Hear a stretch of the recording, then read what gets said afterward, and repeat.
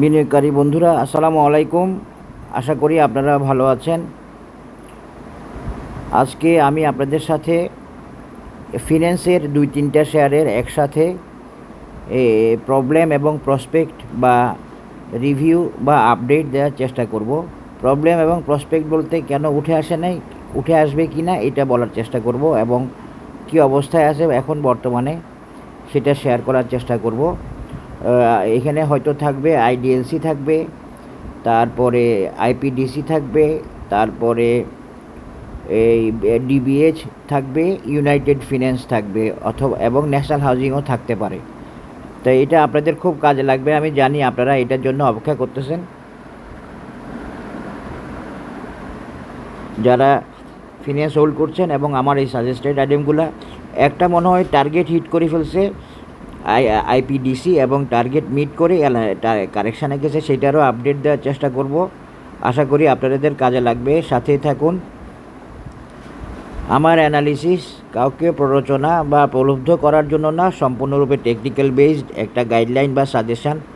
আমার অ্যানালিসিস আপনাদের ভালো লাগলে আশা করি আপনারা শেয়ার করবেন এবং সাবস্ক্রাইব করবেন।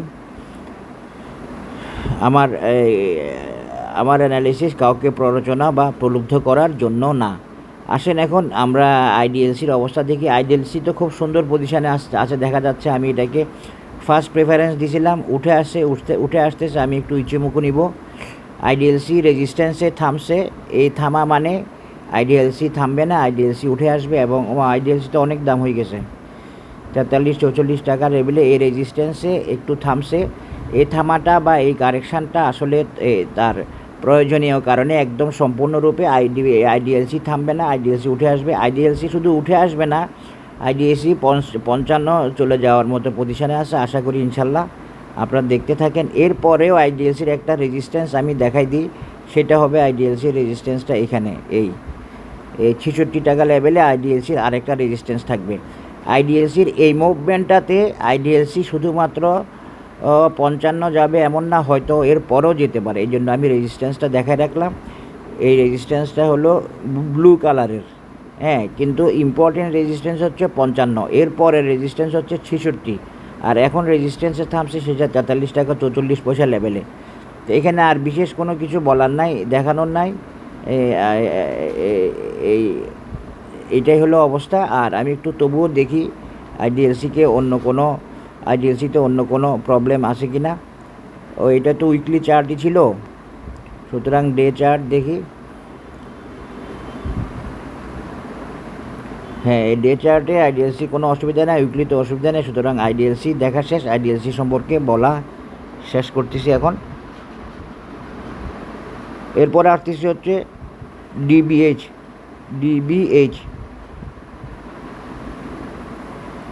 ডেল্টা ব্রেক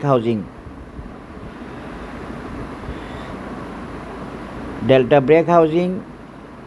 এখনও সাইডওয়েটা ধরে রাখছে। ডেল্টা ব্রেক হাউজিংয়ে আপনারা একটা জিনিস খেয়াল করবেন, ডেল্টা ব্রেক হাউজিং শুধুমাত্র এই সাইডওয়েটা ক্রস করলে delta break housing target oriented হয়ে যাবে এবং এই একটা রেজিস্ট্যান্স ব্রেক করে আবার নেমে আসছে, এটা কোনো সমস্যা না, আবার উঠে আসবে ডেল্টা ব্রেক এবং তার নেক্সট রেজিস্ট্যান্স হবে এইটা, এই 46 টাকা। তো 46 টাকায় ওর মূল রেজিস্ট্যান্স হবে না, এর রেজিস্ট্যান্স দেখানো আছে। ওর রেজিস্ট্যান্স হবে মূলত 46-এর পরে হবে একটা রেজিস্ট্যান্স হতে পারে এখানে 52, এরপরে 56। তো আমি বলে রাখি ডেল্টা ব্রেক হাউজিং যদি এই রেজিস্ট্যান্সটা ব্রেক করে, কোনটা এই যে এই যে একটা চ্যানেলের মতো দেখাইছি, এইটা যদি ব্রেক করে তাহলে ডেল্টা ব্রেক হাউজিং 46 না, শুধুমাত্র 52-র দিকে রওনা হবে। এটা আপনারা মাথায় রাখেন এবং 52 ওর একটা টার্গেট এবং 52-র পরে 56-র দিকে যাওয়ার চেষ্টা করবে এই লেভেল থেকে। এটা হচ্ছে ওর গোল্ডেন রেশিও ফিবোনাসি 1.618 লেভেলের টার্গেট। আশা করি বুঝতে পেরেছেন।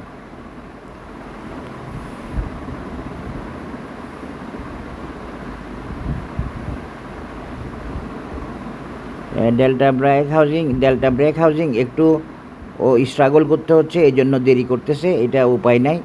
একটু কমতেও পারে আরও, তারপরে আবার উঠে আসবে এমনও হতে পারে। ডেল্টা ব্রেক হাউজিংয়ের চেয়ে আইডিএলসি ভালো পজিশানে আছে, ডেল্টা ব্রেক হাউজিংও ভালো করবে। সময় দিতে হবে একটা শেয়ারকে, একটা শেয়ার 30-40% গেইন করবে, অবশ্যই সময় দিতে হবে। ডেল্টা ব্রেক হাউজিং উঠার প্রচেষ্টায় আছে এবং তার যে প্রবলেমটা সে এখনও সলভ করতে পারে নাই। প্রবলেমটার জন্য স্লো আছে, তবে প্রবলেমটা সলভ করবে এবং উঠে আসবে ইনশাল্লাহ। বড় কোনো বাধা নাই, টাইম রিকোয়ারমেন্ট লাগবে, আর কিছু না, হয়তো সামান্য কারেকশানও হতে পারে।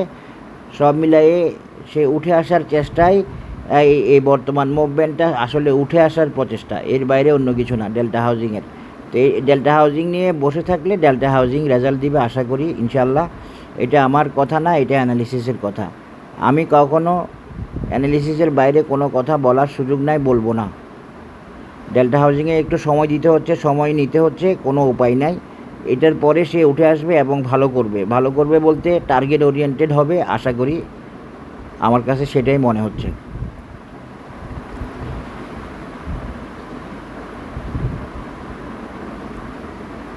এরপর ইউনাইটেড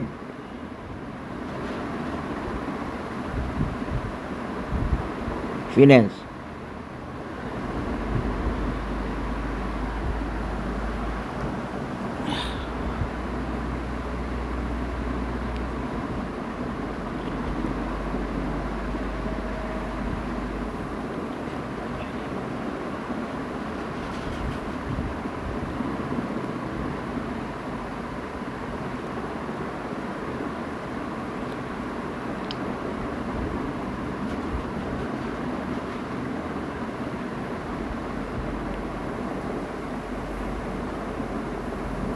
একটু নেটের সমস্যা হইতেছে, বুঝলাম না কেন।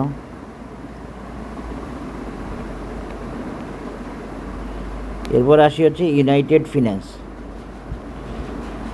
ইউনাইটেড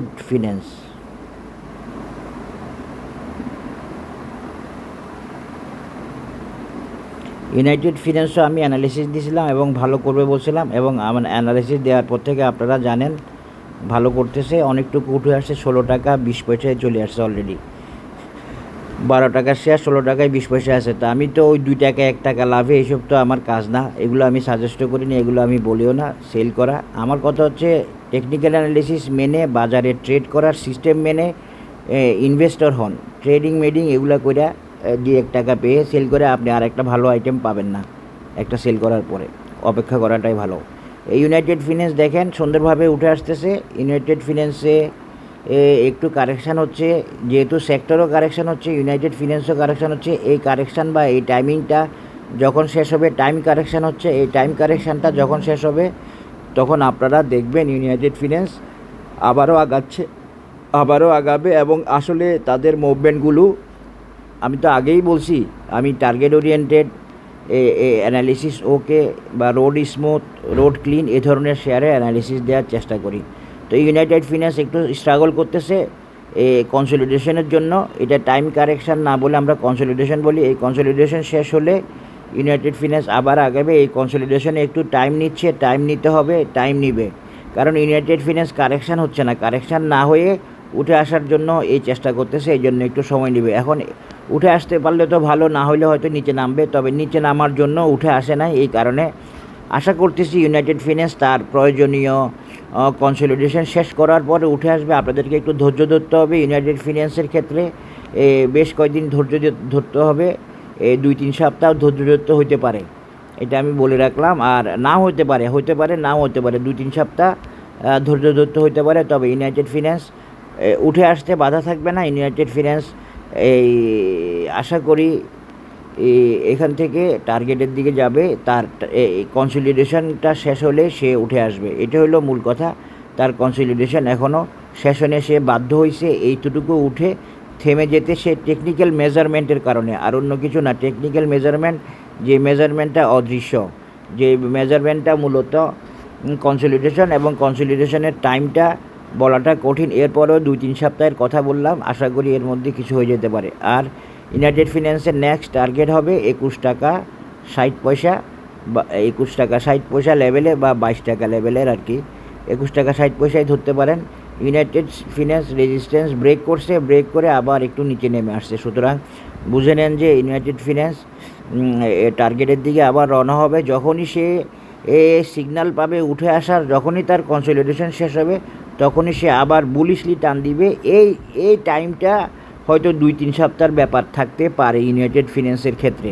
আর যদি সামান্য একটু নামতে পারে, তবে নাও নামতে পারে, কিন্তু উঠে আসার জন্য ইউনাইটেড ফিন্যান্স বর্তমানের অবস্থানটা, প্রাইজের অবস্থানটা হচ্ছে আপিশ বা আপট্রেন্ড বা বুলিশ হওয়ার আর একটা মুভমেন্টে আছে। বেসিক্যালি ইউনাইটেড ফিন্যান্স এখন বুলিশ, তবে সে কনসলিডেশন শেষ করতে 2-3 সপ্তাহ সময় নিতে পারে।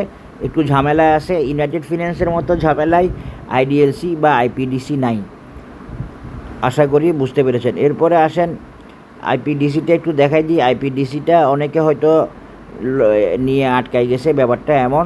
তো সেটাও আমরা দেখব আইপিডিসি কতটুকু নামতে পারে না নামতে পারে, তারপরে একটা গাইডলাইন বা একটা এই আইপিডিসিকে আমি 2টা মেজারমেন্টে দেখাইছিলাম। একটা হলো ফিবোনাসি দিয়ে, আরেকটা হলো এই ক্লাসিক সিহর্স প্যাটার্ন দিয়ে। তো ফিবোনাসি টার্গেটটাকে মিট করে আইপিডিসি 34 টাকা 50 পয়সা বা 35 টাকা গিয়ে সে আর যেতে পারে নাই, তার পক্ষে আর যাওয়া সম্ভব হয় নাই। তার মানে টার্গেট একটাকে মিট করে সে কিন্তু এক্সহাস্টেড হয়ে পড়ছে। হ্যাঁ, একটু উপরে গেছে, এরপরে সে এক্সহাস্টেড হয়ে পড়ছে। তো এক্সহাস্টেড হয়ে পড়াতে কী হয়েছে, এখন সে কারেকশান হচ্ছে। এক্সহাস্টেড হলে কারেকশান হবে, এক্সহাস্টেড না হলে কারেকশান হবে না। এক্সহাস্টেড হলে কারেকশান মাস্ট, কারণ তাকে এক্সহাশনটা দূর করতে হবে প্রাইজের মাধ্যমে, প্রাইস কারেকশানের মাধ্যমে। কারেকশানের মাধ্যমে কি হয়?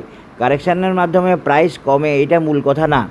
কারেকশানের মাধ্যমে প্রাইস কমে, এটা মূল কথা না। কারেকশানের মাধ্যমে প্রাইস কমার মাধ্যমে volume, volatility, momentum, moving average ইত্যাদিকে কমিয়ে আনতে হয়, কমিয়ে আনতে বাধ্য হয়। কমিয়ে না আইনে কোনো উপায় থাকে না। আশা করি আপনারা বুঝতে পেরেছেন। এখন আইপিডিসি টার্গেট মিট, একটা টার্গেট মিট অ্যানালিসিস ওকে। সিহর্সের টার্গেট মিট করতে পারে নাই, কিন্তু সেকেন্ড টার্গেট মিট করতে পারে নাই, কিন্তু ফিবোনাসি মেজারমেন্টের টার্গেট মিট করে সে এখন কারেকশানে সে কতটুকু নামতে পারে সেটা একটু দেখাই। সে এখন আইপিডিসি অনেক বুলিশলি উঠছে। আপনারা দেখেন কোন লেভেল থেকে উঠছে।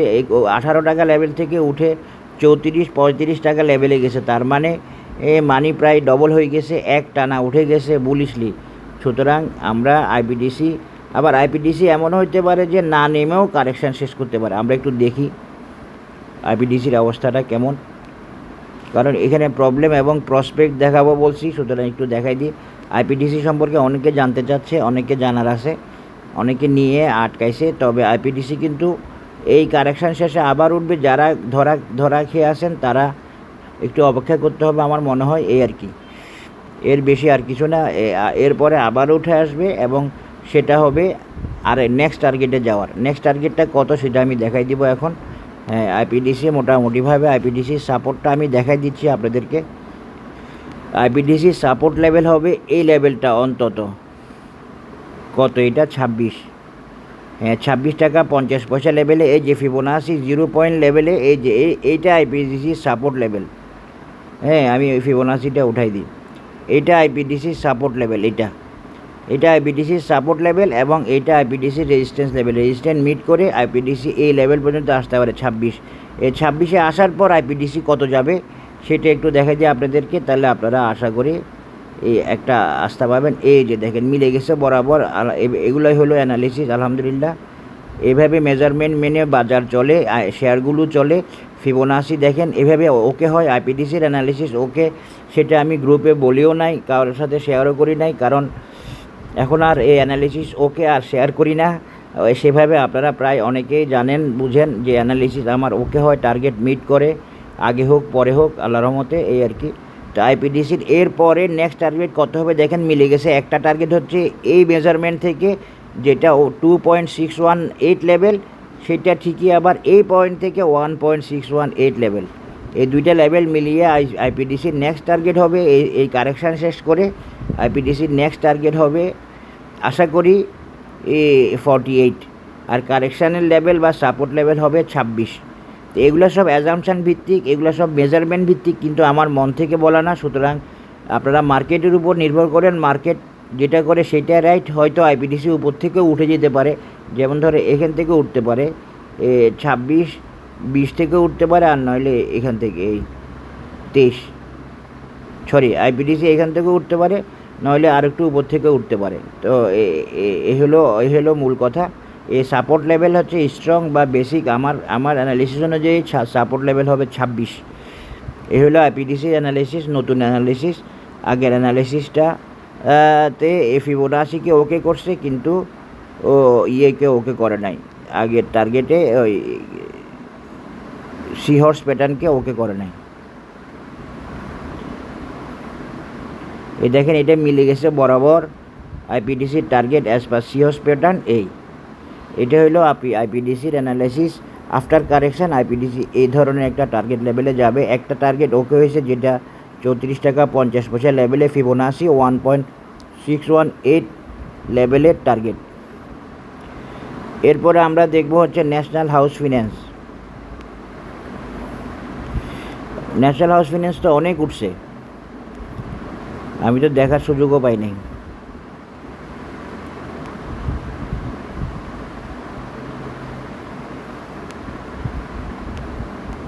ন্যাশনাল হাউস ফিন্যান্স ভালো পজিশানে আছে, এবং ন্যাশনাল হাউস ফিন্যান্স সামান্য কারেকশান হচ্ছে, সেক্টরও কারেকশান হচ্ছে, ইউনাইটেড ফিন্যান্সও কারেকশান হচ্ছে, সবাই কারেকশান হচ্ছে, শুধু আইডিএলসি মোটামুটি ভালো আছে।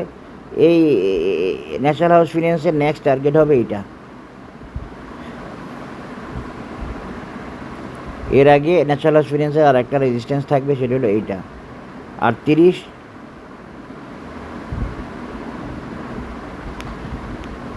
ন্যাশনাল হাউস ফিন্যান্সের অন্যান্য আইটেমের মতো একইভাবে একই রকমের কারেকশানে আছে, তবে ন্যাশনাল হাউস ফিন্যান্স মনে হয় কারেকশান শেষ করতে বেশি দেরি করবে না, যেটা ইউনাইটেড ফিন্যান্স করতে পারে, একটু দেরি করতে পারে। ন্যাশনাল হাউস ফিন্যান্স বেশি দেরি করবে না এবং উঠে আসবে। উঠে আসলে ওর রেজিস্ট্যান্স লেভেল দুইটা দেখানো আছে, একটা হলো 38 আর একটা হলো 44। এই দুইটা মিনিমাম আর কি, এই দুইটাই সব না, এরপরে আরেকটা আছে কত 48।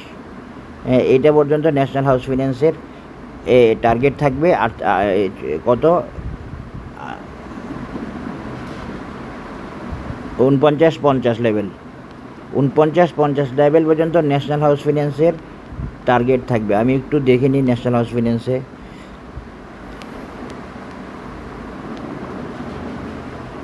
ন্যাশনাল হাউস ফিন্যান্স একটু পিছিয়ে থাকলেও সেখান থেকে উঠে আসার চেষ্টা করবে। সুতরাং আপনারা ফিন্যান্সকে হয়তো বুলিশ পাবেন বা পজিটিভ পাবেন বাজার যদি কারেকশানে যায়, আমার কাছে সেটা মনে হচ্ছে। আশা করি বুঝতে পেরেছেন।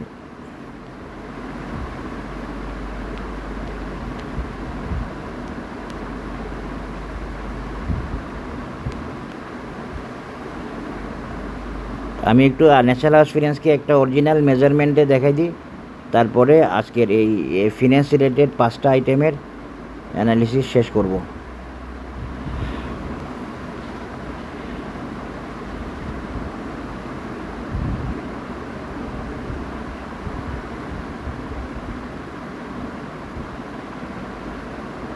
এই অ্যানালিসিসটা ন্যাশনাল হাউস ফিন্যান্সের জন্য ভ্যালিড থাকবে, তবে সময় লাগবে। তার আগে রেজিস্ট্যান্সগুলো দেখাই দিই। একটা রেজিস্ট্যান্স আছে এই যে ফিবোনাচি B.38 বা 39 টাকা, এটা একটা রেজিস্ট্যান্স। তারপরে আরেকটা রেজিস্ট্যান্স আছে ন্যাশনাল হাউস ফিন্যান্সের, এইটা 48 টাকা, দেখেন সব বরাবর ঘরে। আরেকটা হলো 58 টাকা, 10 টাকা গ্যাপ দিয়ে 3টা রেজিস্ট্যান্স আছে ন্যাশনাল হাউস ফিন্যান্সের, বেশ সুন্দর হইল। এর বাইরে আমি একটা ফিবোনাচি দিয়ে একটু মেজারমেন্ট দিয়ে দিই, কারণ এই যে ন্যাশনাল হাউস ফিন্যান্সের মতো, যেমন এই যে আইপিডিসির মতো যদি ফিবোনাচিকে ফলো করে দেন 50 টাকারও একটা রেজিস্ট্যান্স থাকবে, তাহলে আমি এটাকে উঠাই দিই, এটাকে 50 টাকা রেজিস্ট্যান্স করে দিই। এই আশা করি বুঝতে পেরেছেন ন্যাশনাল হাউস ফিন্যান্সের অ্যানালিসিস।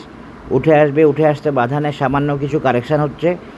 আজকের 5টা অ্যানালিসিসের মধ্যে ইউনাইটেড ফিন্যান্সটা কারেকশান শেষ করতে একটু দেরি করতে পারে, হয়তো 1-2-3 সপ্তাহ না লাগলেও 2 সপ্তাহের মতো লাগতে পারে, এর আগেও হইতে পারে। আমি একটা অ্যাপ্রক্সিমেট টাইম বলি, আপনারা এটা বোঝার চেষ্টা করবেন। এটা কোনো একদম যোগ বিয়োগ গুণ ভাগ করে কোনো হিসাব না। এই হলো অবস্থা। আজকের অ্যানালিসিস এখানে শেষ করলাম। ধন্যবাদ। আসসালামু আলাইকুম।